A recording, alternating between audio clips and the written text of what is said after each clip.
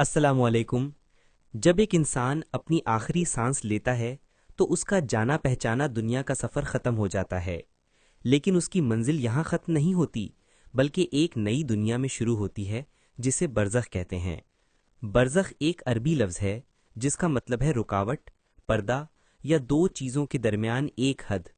یہ ایک ایسی دیوار ہے جو دو الگ دنیاؤں کو الگ رکھتی ہے تاکہ وہ مل نہ سکیں۔ قرآن میں فرمایا گیا ہے، اور ان کے پیچھے ایک رکاوٹ ہے، برزخ اس دن تک جب انہیں اٹھایا جائے گا۔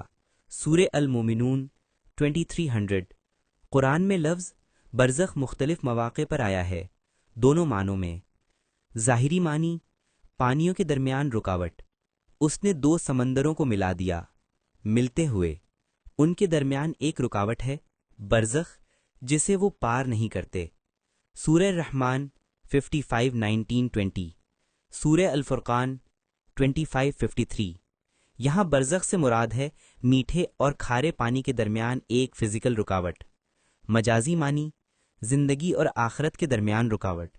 جب ان میں سے کسی کو موت آ جاتی ہے تو کہتا ہے، میرے رب مجھے واپس بھیج دے تاکہ میں نیک عمل کر سکوں۔ کیوں نہیں؟ یہ صرف ایک بات ہے جو وہ کہہ رہا ہے، ان کے پیچھے ایک رکاوٹ ہے، برزخ، اس دن تک جب انہیں اٹھایا جائے گا۔ سورہ المومنون 23:99-100۔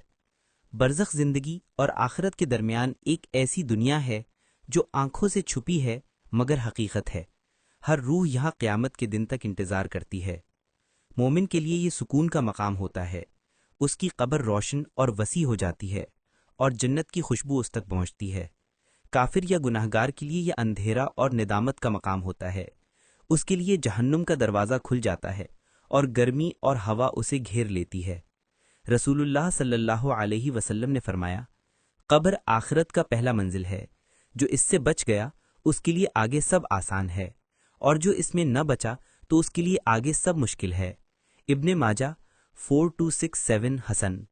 یہ برزخ کے دور پر دلالت کرتا ہے، موت اور دوبارہ اٹھائے جانے کے درمیان کا منزل۔